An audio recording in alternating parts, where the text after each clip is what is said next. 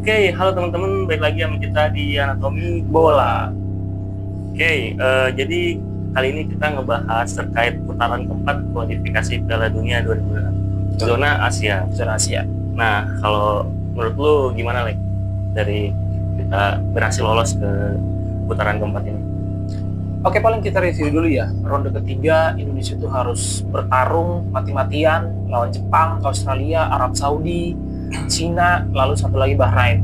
Akhirnya kita bisa lolos sebagai peringkat 4 gitu. Jadi aturannya adalah untuk lolos ke ronde keempat, setiap grup itu yang layak dan yang bisa lolos ke sana adalah peringkat ketiga dan peringkat keempat.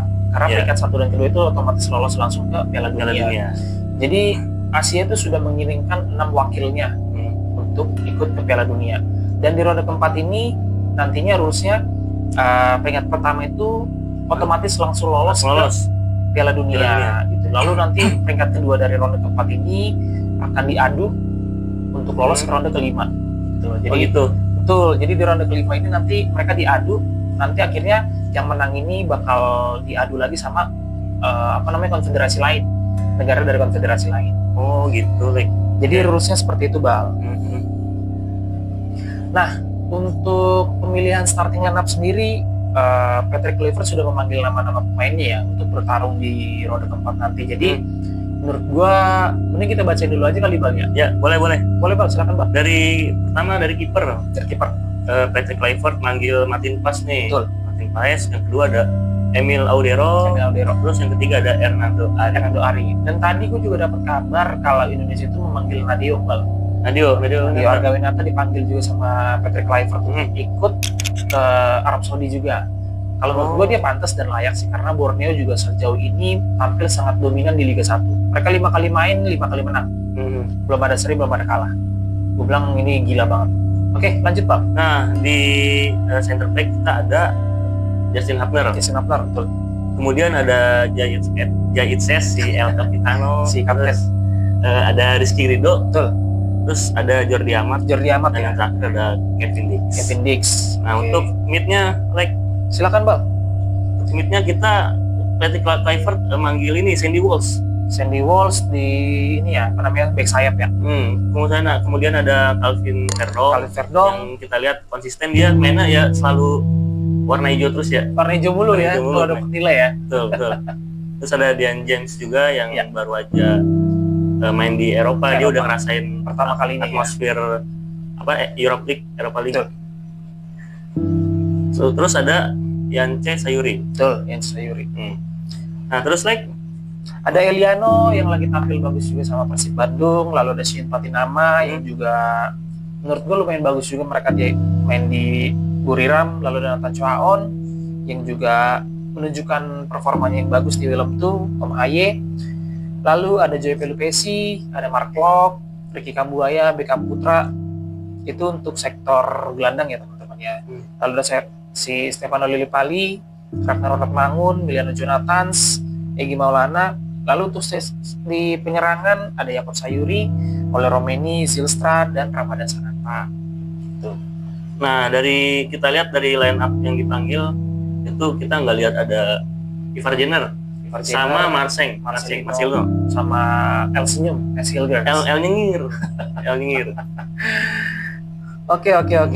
Nah, teman-teman, jadi banyak banget juga di kolom-kolom komentar. Jadi banyak banget fans timnas Indonesia itu yang menyayangkan kok Mesilgers, Marcelino Ferdinand, Ivar Jenner, dan Rafael Strijk juga. Iya. Itu mereka nggak dipanggil, kenapa gitu? Sementara di ronde ketiga kemarin memang 4 orang ini adalah tokoh atau aktor penting yang mengantarkan Indonesia itu untuk lolos ke ronde keempat. Iya. Itu. Jadi usut Mesilgers ini juga belum mencapai kebugarannya, Bang, di FC20, dan itu juga jarang banget tampil di Eredivisie. Lalu Marcel juga yang sedang menjalani masa peminjaman di Trencin. Lalu ada Ivar Jenner. Sebenarnya Ivar Jenner ini udah tembus ke skuad utama FC Utrecht ya. Tapi dia jarang banget main. Lalu Rafael Strijk juga yang baru banget main di Liga 1, jadi Dewa United ya. Di Dewa United, jadi mungkin dia masih dalam proses adaptasi. Mungkin faktor itu kali ya yang membuat Patrick Kluivert itu nggak memanggil 4 orang ini. Iya, karena kalau kita lihat kita udah dapat apa diaspora yang baru tuh. Betul. Gitu sih. Nah, lalu kita bahas lagi untuk rekor pertemuan antara Indonesia ketemu Arab Saudi, lalu Indonesia ketemu Irak. Menurut gua untuk belakangan ini nih, Indonesia tuh lagi unggul banget nih sama Arab Saudi. Tapi rekor Indonesia tuh jeblok banget ketika lawan Irak. Iya. Gitu loh. Di ronde ketiga kemarin Indonesia tuh ketemu Arab Saudi dan mereka tuh hasilnya sekali menang, sekali seri. Gitu loh. Setidaknya dari 12 poin yang Indonesia dapat, Indonesia tuh punya 4 poin dari Arab Saudi, Bang. Ya, betul. Itu.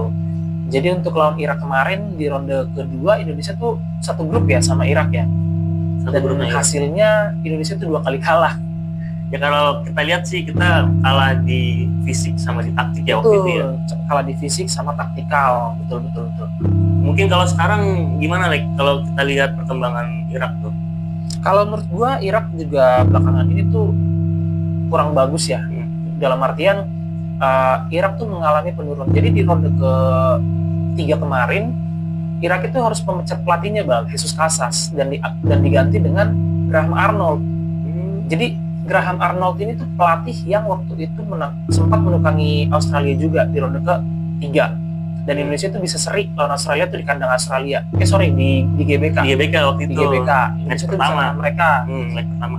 Nah, kalau menurut gua harusnya Indonesia tuh paling maksimal harusnya bisa menahan Irak dengan skor imbang ya. Karena itu menurut gua jadi hal yang paling mungkin bisa dilakukan sama Indonesia. Dan Indonesia pun pernah menahan Arab Saudi juga di kandang Arab Saudi. Betul. Jadi menurut gua 2 atau 3 poin harusnya Indonesia bisa mendapatkan ini gitu loh, Bang. Ya minimal ya bisa lolos round 5 ya. Kalau menurut gua harusnya kita menghindari ronde kelima sih Bang. Menurut gue mendingan mati-matian di sini. Betul sih, emang kalau bisa setiap match kita menang. Betul, karena di ronde kelima pastinya itu bakal lebih berat lagi teman-teman. Di ronde ke-6 nanti Indonesia tuh harus diadu sama tim dari konfederasi lain. Dan notabene kalau nggak salah mereka tuh bakal diadu nanti sama antara Afrika atau Amerika Latin. Wah itu yang malah itu bakal lebih sulit lagi. Lebih sulit lagi. Kalau menurut gue lebih baik Indonesia mending mati-matian di ronde keempat ini. Itu. Betul. Kita berharapnya sih Indonesia bisa main konsisten ya. Maksudnya konsisten tuh bisa main gemilang gitu. Tiap match-nya. Dan kalau bisa menghindari blunder lah. Walaupun kita bermainnya misalkan lebih bertahan, yang penting jangan bikin blunder gitu. Betul. Sekalinya counter attack, kalau bisa finishingnya lebih bagus. Nah, itu sih menurut gue yang harus dikritisi sama Patrick Kluivert ya. Jadi dalam artian karena di ronde keempat ini menurut gue semuanya tuh bakal jadi penentu ya. Kalau Indonesia bisa klinis di depan gawang, gue yakin banget Indonesia bisa menang. Jadi nggak perlu yang bermain cantik, nggak perlu yang bermain bagus, tapi ketika misalnya memang kita punya peluang bagus dan itu bisa dikonversi menjadi gol, harusnya Indonesia itu bisa menang. Betul. Jadi nggak peduli itu Arab Saudi yang memang punya histori langganan Piala Dunia, lalu Irak juga yang sempat diprediksi bakal melenggang sempurna nih ke Piala Dunia. Nggak taunya mereka justru harus melalui ronde keempat. Iya, ronde keempat. Itu loh. Gue ngiranya juga gitu, ternyata Iran yang ini ya. Iran justru Jordania malah sama Uzbekistan yang akhirnya tuh mereka pecah telur, mereka tuh bisa tembus ke Piala Dunia untuk pertama kalinya. Betul ya, Uzbek juga kita lihat ada Sanok yang main di City kan. Gila, Uzbekistan tuh lagi bagus banget perkembangannya. Oke, paling teman-teman itu dulu yang bisa kita bahas. Jadi jangan pernah lupa untuk support, jangan pernah lupa untuk mendoakan timnas Indonesia supaya kita bisa melihat Indonesia berlaga di Amerika tahun depan. Karena kita biar bisa masuk hotel di situ. Ya, semoga aja lah. Oke, teman-teman, paling itu dulu yang bisa kita bahas. Jadi jangan lupa juga untuk support terus channel ini. Subscribe, like, comment, share lah. Supaya kalian juga bisa dapat pengalaman sepak bola yang baru. Oke, thank you teman-teman. Thank you teman-teman.